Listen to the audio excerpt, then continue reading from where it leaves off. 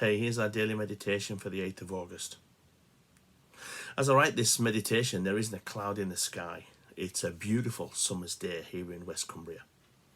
But we know that can change quickly.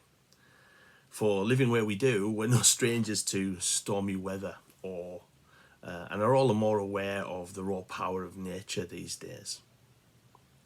In our verse today, which comes from Jonah chapter 1 verse 4, we see an interesting biblical take on the rising of a particularly devastating storm and what it did in terms of the life of one of God's prophets, the rebellious prophet Jonah.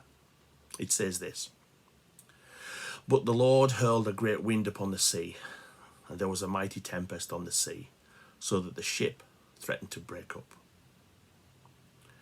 Jonah is, of course, the best known of the 12 minor prophets, and the book is used as a reminder of God's grace in the face of the human tendency to rebel against his will.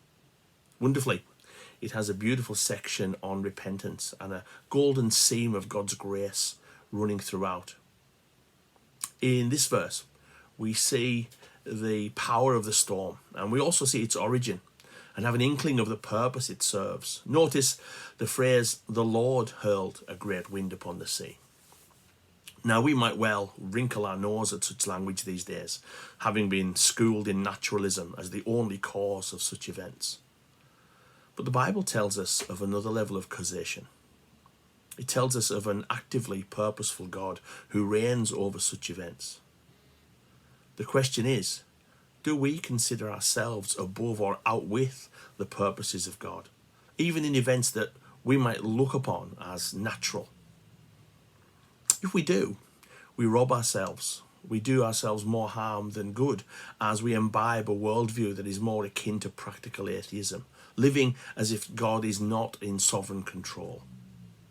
In that, we remain ignorant of God's purposes and live unaware of his gracious provision, which is a huge loss on our part.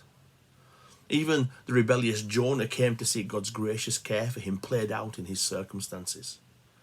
May we be those who recognize God's power, purpose and provision in our lives too, receiving the comfort that such knowledge surely brings.